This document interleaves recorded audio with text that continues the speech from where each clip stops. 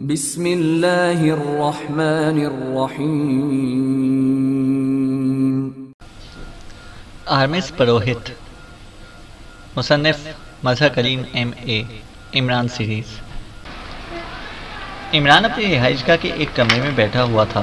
سامنے میز پر 10-12 فوٹوگرافز پڑے ہوئے تھے، جن پر بظاہر تو مختلف شکلوں کے دھبے ہی دھبے نظر آ رہے تھے، لیکن غور سے دیکھنے پر ان دھبوں کے اندر مختلف رنگ بھی موجود تھے۔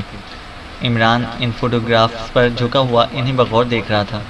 یہ وہ فوٹوگرافز تھے جو پروفیسر اسمتھ کی کیمرہ نما مشین کے ذریعے آرمس پروہت کے مدفون مقبرے سے لیے گئے تھے۔ ڈیوڈ اور اس کے ساتھیوں کو یہ مشین اس لیے نہ مل سکی تھی کہ ان کے آنے سے پہلے ٹائیگر یہ مشین قاہرہ کی ایک جدید لیب میں دے کر آیا تھا، تاکہ اس کی میموری میں موجود تمام فوٹوگرافز کو پیپر پر لے آیا جا سکے۔ ٹائیگر مشین وہاں چھوڑ کر واپس آیا ہی تھا کہ کچھ دیر بعد ڈیوڈ اور اس کے ساتھیوں نے باہر سے گیس فائر کر کے انہیں بے ہوش کر دیا تھا۔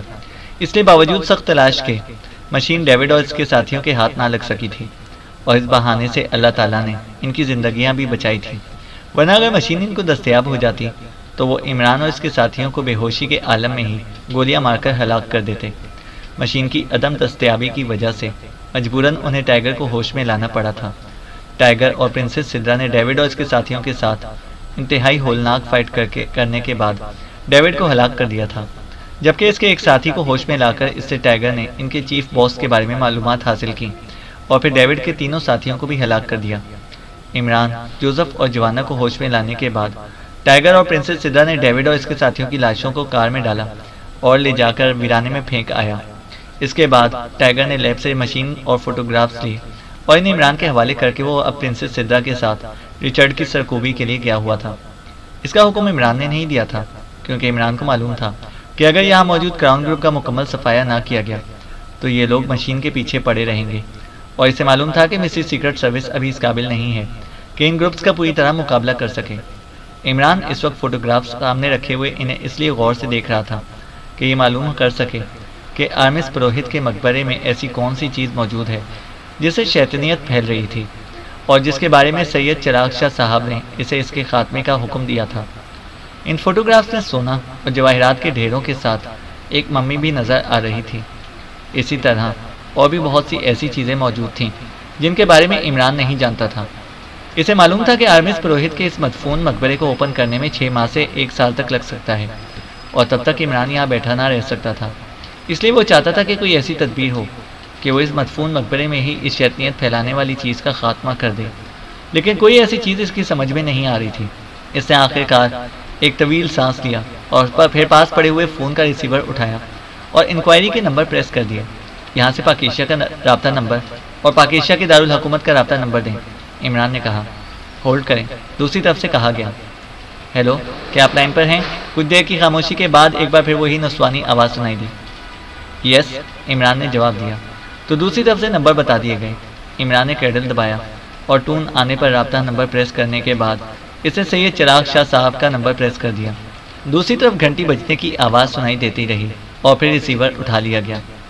السلام علیکم ورحمۃ اللہ وبرکاتہ، عاجز چراغ شاہ عرض بات کر رہا ہوں۔ دوسری طرف سے سید چراغ شاہ صاحب کی شفقت بھری آواز سنائی دی۔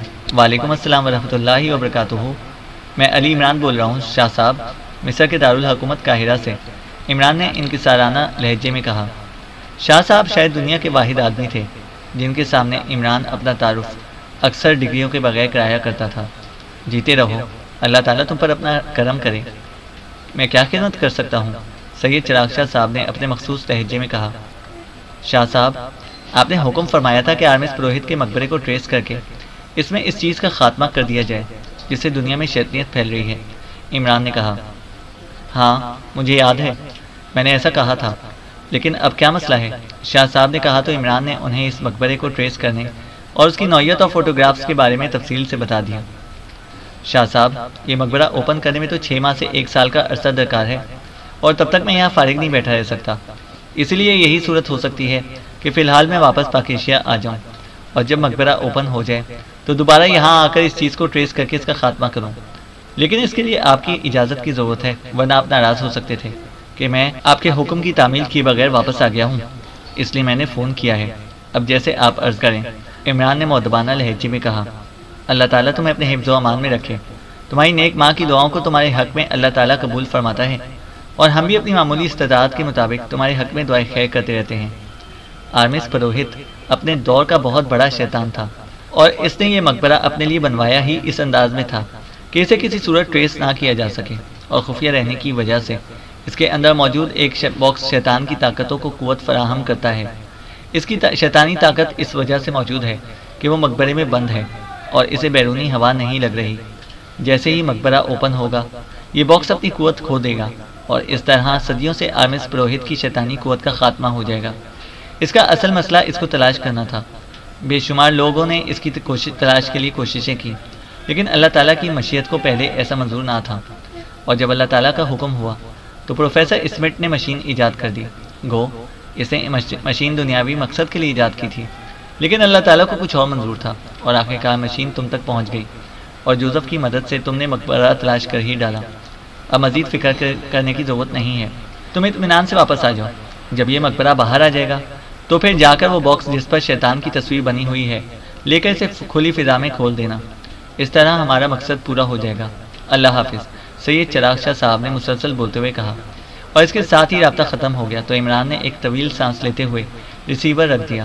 اس کے چہرے پر اطمینان کے تاثرات ابھر آئے تھے، کیونکہ شاہ صاحب نے اس کی ایک بہت بڑی الجھن ختم کر دی تھی۔ تھوڑی دیر بعد فون کی گھنٹی بج اٹھی تو عمران نے ہاتھ بڑھا کر ریسیور اٹھا لیا۔ یس، علی عمران، MSc DSc آکسن بول رہا ہوں، عمران نے اپنے مخصوص لہجے میں کہا۔ اعظم سالار بول رہا ہوں، چیف آف مصر سیکرٹ سروس۔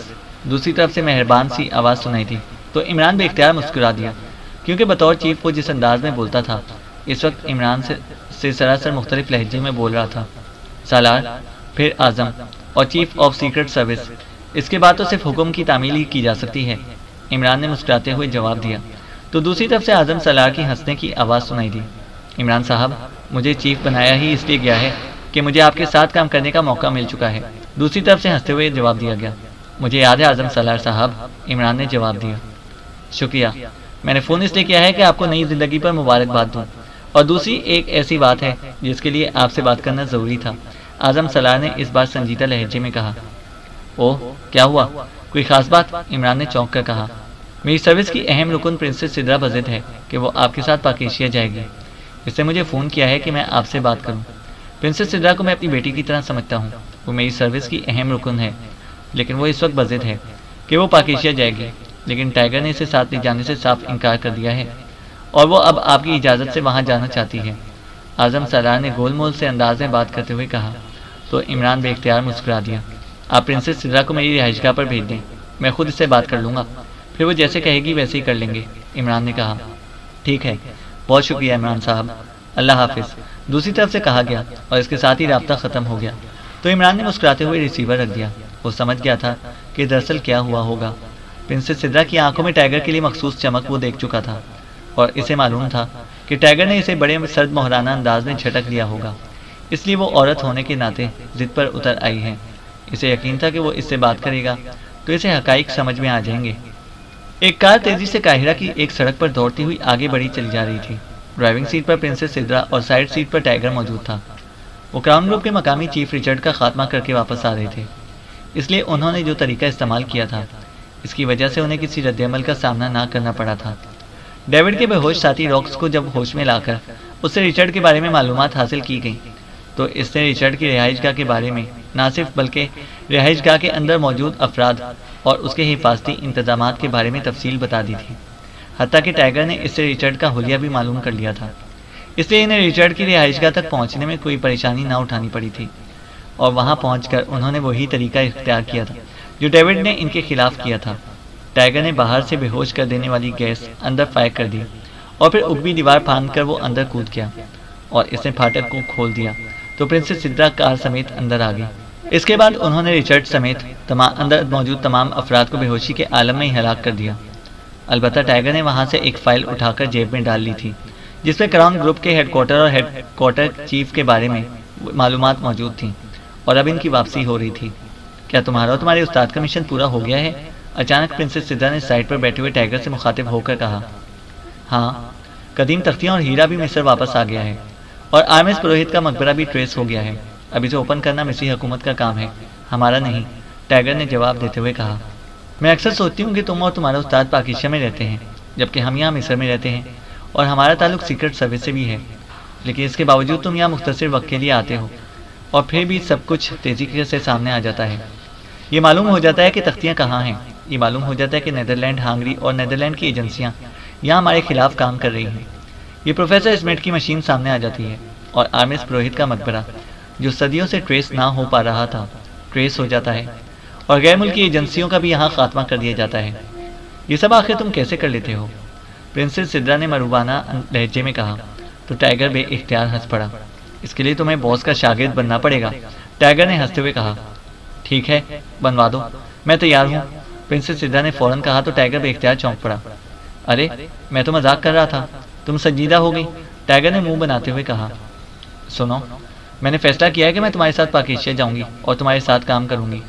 اس طرح مجھے بہترین ٹریننگ ملے گی اور پھر اس ٹریننگ کے ساتھ واپس آ کر میں یہاں بالکل اسی طرح کام کروں گی جس طرح تم لوگ کرتے ہو، پرنسس سدرا نے بڑے سنجیدہ لہجے میں کہا۔ کیا تم مذاق کر رہی ہو؟ ٹائیگر نے کہا۔ نہیں، میں سنجیدہ ہوں، اور یہ بھی سن لو کہ جو فیصلہ کر لوں اسے ہر صورت میں پورا کرتی ہوں، اس لیے اگر میں نے فیصلہ کر لیا ہے کہ میں تمہارے ساتھ جاؤں گی تو ضرور جاؤں گی، اور تمہارے ساتھ کام کروں گی تو ضرور ایسا ہوگا۔ میرا فیصلہ اٹل ہوتا ہے، پرنسس سدرا نے کہا۔ تو مجھے یہیں ڈراپ کر دو، میں ٹیکسی میں چلا جاؤں گا۔ تم اپنے چیف سے بات کرو، وہی تمہیں سمجھائے گا۔ البتہ یہ بتا دوں کہ تم جو مرضی ہے فیصلہ کرتی رہو، میں تمہارے کسی فیصلے کا پابند نہیں ہوں، اور نہ ہی مجھے تم سے کوئی دلچسپی ہے، ٹائیگر نے بڑے سرد اور جھٹکے دار لہجے میں کہا۔ تو پرنسس سدرا نے اس طرح بریک لگائے کہ ٹائروں کی چیخوں سے فضا گونج اٹھی۔ اترو اور جاؤ، میں خود بھی وہاں پاکستان پہنچ سکتی ہوں، پھر میں دیکھوں گی کہ تم مجھے کیسے اپنے سے علیحدہ کرتے ہو۔ میں دیکھوں گی، میں پرنسس سدرا ہوں، کوئی عام لڑکی نہیں ہوں۔ سنا تم نے؟ اترو نیچے، پرنسس سدرا نے ہوزیانی انداز میں چیختے ہوئے کہا۔ تو ٹائیگر نے دروازہ کھولا اور اچھل کر نیچے اترا، اور پھر اس نے دھماکے سے دروازہ بند کر دیا۔ تم عام نہیں، بہت ہی عام لڑکی ہو، نانسنس، احمق لڑکی، ٹائیگر نے کھلی ہوئی کھڑکی سے کہا، اور تیزی سے مڑ کر دوڑتا ہوا عقبی طرف ایک ٹیکسی اسٹینڈ کی طرف بڑھ گیا، جبکہ پرنسس سدرا، جس کا چہرہ غصے اور غیظ و غضب سے بری طرح بگڑ گیا تھا، نے ایک جھٹکے سے کار آگے بڑھا دی۔ تم خود نانسنس ہو، تم خود احمق ہو، مجھے نانسنس کہتے ہو، مجھے احمق کہتے ہو، مجھے، پرنسس کو، تم خود نانسنس ہو، خود نانسنس ہو، پرنسس سدرا نے مسلسل بڑھاتے ہوئے کہا، اور پھر تھوڑی دیر بعد اس کی کار سیکرٹ سروس کے ہیڈ کوارٹر پہنچ گئی۔ وہ اب چیف سے کہنا چاہتی تھی کہ وہ اس عمران کو کہہ کر اسے پاکستان بھجوائے تاکہ اس ٹائیگر کو پتہ چل جائے کہ پرنسس سدرا جو فیصلہ کرتی ہے اسے پورا بھی کرتی ہے۔ تھوڑی دیر بعد وہ اعظم سالار کے آفس میں داخل ہوئی تو میز کے پیچھے بیٹھا اعظم سالار بے اختیار چونک پڑا۔ کیا ہوا ہے؟ تمہارے چہرے پر اس قدر غصہ کیوں ہے؟ اعظم سالار نے حیرت بھرے لہجے میں کہا۔ چیف، میں نے فیصلہ کر لیا کہ میں مزید ٹریننگ کے لیے پاکستان جاؤں گی، اور آپ کو معلوم ہے کہ جب میں کوئی فیصلہ کر لوں تو پھر ہر صورت میں اس فیصلے پر بھی عمل کرتی ہوں۔ میں نے یہ بات ٹائیگر سے کہی تو اسے میرا ساتھ دینے کی بجائے صاف انکار کر دیا اور مجھے نانسنس اور احمق کہا۔ اب میں لازماً پاکستان جاؤں گی، ہر صورت میں جاؤں گی، پرنسس سدرا نے میز پر مکہ مارتے ہوئے کہا۔ تو اس میں اتنے غصے کی کیا بات ہے؟ تم نے خواہ مخواہ ٹائیگر سے بات کی، اس کی کیا اہمیت ہے؟ وہ تو عمران کا صرف شاگرد ہے، اصل آدمی تو عمران ہے۔ اور یہ بھی بتا دوں کہ عمران نے اگر ٹائیگر کو حکم دے دیا تو پھر ٹائیگر تمہارے سامنے جھکنے پر بھی تیار ہو جائے گا۔ اعظم سالار نے اس کا غصہ ٹھنڈا کرنے کی کوشش کرتے ہوئے کہا۔ وہ بھی تو اس احمق اور نانسنس ٹائیگر کا استاد ہے، پرنسس سدرا نے قدرے نرم لہجے میں کہا۔ ارے نہیں، وہ بہت اچھے دل کا مالک ہے، پھر ہم اکٹھے کام کر چکے ہیں، وہ میری بات نہیں ٹالے گا، اعظم سالار نے کہا۔ باس، آپ تو میرے پاکستان جانے سے ناراض نہیں ہیں؟ پرنسس سدرا نے اس بار مسکراتے ہوئے کہا۔ نہیں، میں تو خود چاہتا ہوں کہ تم ان لوگوں کے ساتھ رہ کر ٹریننگ لو تاکہ ہماری سروس کا بھی پوری دنیا میں نام ہو جائے، لیکن تم کتنا عرصہ وہاں رہنا چاہتی ہو؟ اعظم سالار نے کہا۔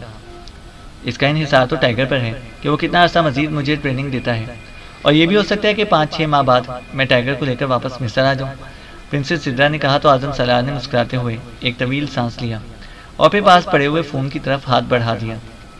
عمران اپنی رہائش گاہ کے ایک کمرے میں موجود تھا کہ دروازہ کھلا اور ٹائیگر اندر داخل ہوا۔ کیا ہوا ہے تمہیں؟ تمہارا چہرہ بگڑا ہوا ہے، کیا پرنسس سدرا سے لڑائی ہو گئی ہے؟ عمران نے مسکراتے ہوئے کہا۔ باس، وہ احمق ہے، اسے چھوڑیں، میں نے ریچرڈ کا خاتمہ کر دیا ہے، کراؤن کلب کے بارے میں ایک فائل وہاں سے ملی ہے، وہ میں ساتھ لے کر آ گیا ہوں، ٹائیگر نے کہا اور کوٹ کی اندرونی جیب سے فائل نکال کر عمران کی طرف بڑھا دی۔ تم نے مشین کے فارمولے کے بارے میں کیا کام کیا ہے؟ وہ مشین ہم نے واپس بھی کرنی ہے، عمران نے فائل اٹھاتے ہوئے کہا۔ آپ حکومت سے کہہ کر مجھے کسی ایسی لیبارٹری تک پہنچا دیں جہاں ریس پر کام کرنے کی خصوصی مشینری موجود ہو، ورنہ دوسری صورت میں مشین کو پاکستان لے جانا پڑے گا، ٹائیگر نے کہا۔ ہم وعدہ کر چکے ہیں کہ ہم 2 روز بعد مشین واپس کر دیں گے، اس لیے وعدہ پورا کرنا ضروری ہے۔ رہی بات لیبارٹری کی، تو اس کے لیے مصری سیکرٹ سروس کے چیف سے بات کرنا پڑے گی۔ اب یہ اس کی مرضی ہے کہ وہ ہماری بات مانے یا نہ مانے، آخر وہ سیکرٹ سروس کا چیف ہے۔ عمران نے فائل کو کھول کر اسے دیکھتے ہوئے کہا، تو آپ ان سے بات کریں، وہ آپ کو انکار نہیں کریں گے اور مان جائیں گے۔ ٹائیگر نے جواب دیتے ہوئے کہا، مجھے یقین ہے کہ وہ انکار نہیں کریں گے، لیکن اگر وہ ہم سے کچھ کہیں تو کیا ہم انکار کر سکتے ہیں؟ بتاؤ، عمران نے کہا تو ٹائیگر بے اختیار چونک پڑا۔ آپ کا اشارہ کس طرف ہے باس؟ ٹائیگر نے کہا، تم نے پرنسس سدرا کو صاف انکار کیا ہے، کیا ضرورت تھی سخت اور سرد لہجے میں صاف جواب دینے کی؟ وہ خاتون ہے اور خواتین سے بات چیت اس طرح نہیں کی جاتی جس طرح دشمنوں سے کی جاتی ہے۔ اخلاقیات میں بھی کچھ آداب ہوتے ہیں خواتین سے بات کرنے کے، عمران نے قدرے سخت لہجے میں کہا۔ باس، وہ مجھ سے زبردستی اپنی بات منوانا چاہتی تھی، میں نے منع کیا تو اس نے مجھے راستے میں اتار دیا، ٹائیگر نے کہا۔ تم مجھ سے بات کرا دیتے، میں سنبھال لیتا، عمران نے کہا۔ آئی ایم سوری باس، واقعی مجھ سے غلطی ہوگی، ٹائیگر نے کہا۔ ابھی پرنسس سدرا آ رہی ہے، چیف آف مصر سیکرٹ سروس نے مجھے فون کیا ہے۔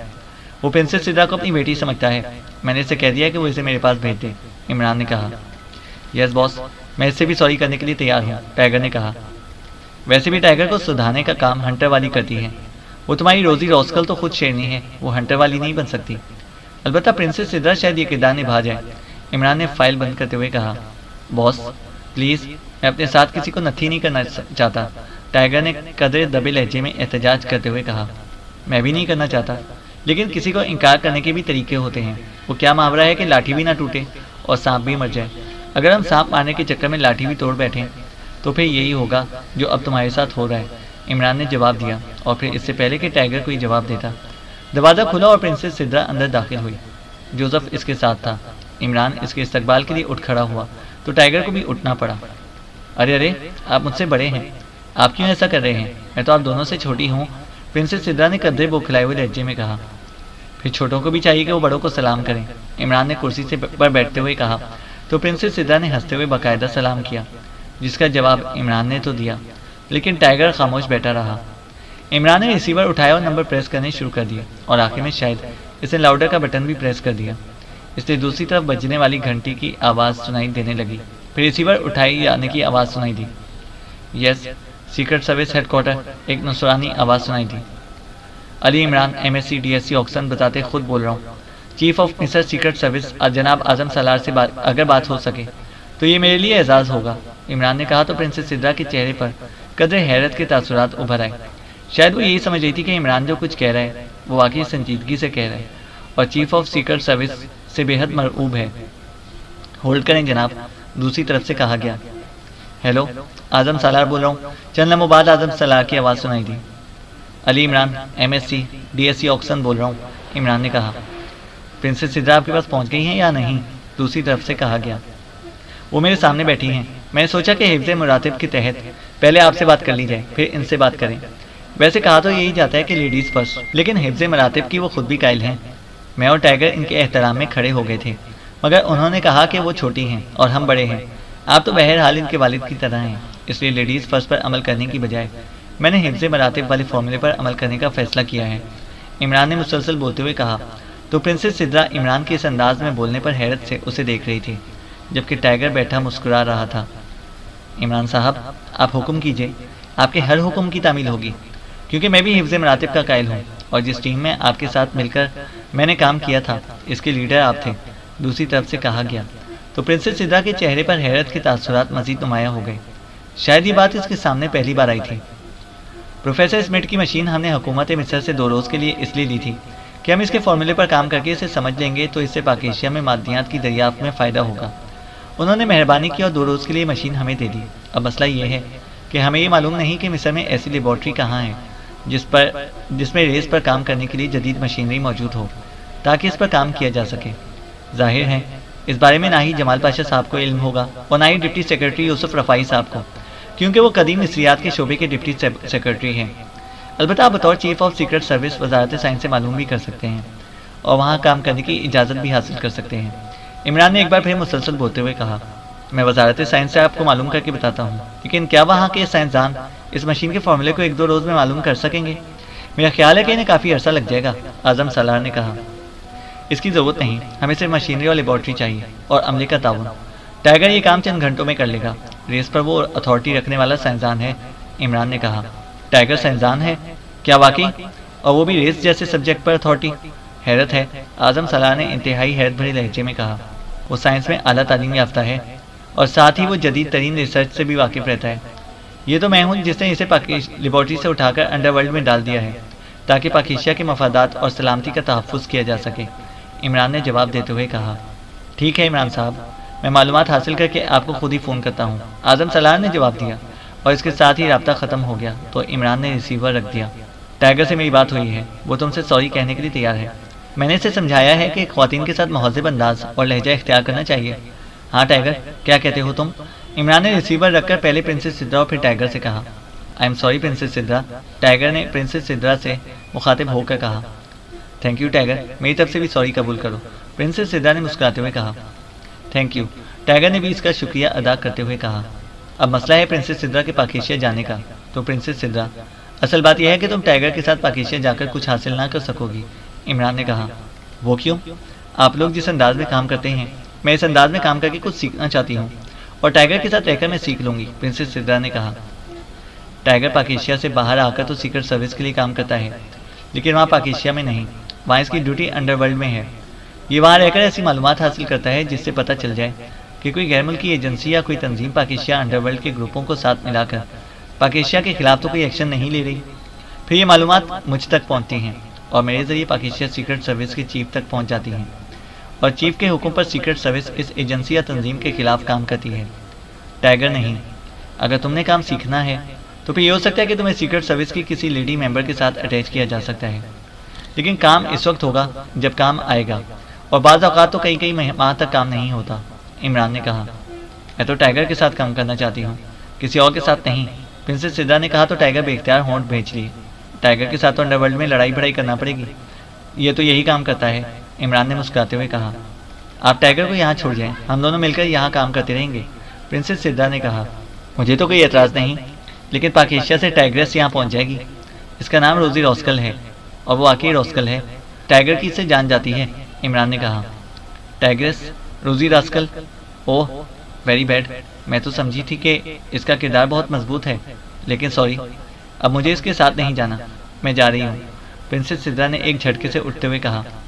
ارے، اس کا کردار واقعی بہت مضبوط ہے، اس کی ضمانت میں دیتا ہوں، عمران نے کہا۔ سوری، میں اسے کچھ سمجھتی رہی اور یہ نکلا کچھ، پرنسس سدرا نے غصیلے لہجے میں کہا اور تیزی سے چلتی ہوئی کمرے سے باہر چلی گئی۔ یا اللہ تیرا شکر ہے، ٹائیگر نے بے اختیار ہو کر کہا تو عمران بھی بے اختیار ہنس پڑا۔ ختم شد۔ تو دوستو یہ ناول بھی اپنے اختتام تک پہنچتا ہے۔ امید ہے کہ آپ کو یہ ناول ضرور پسند آیا ہوگا۔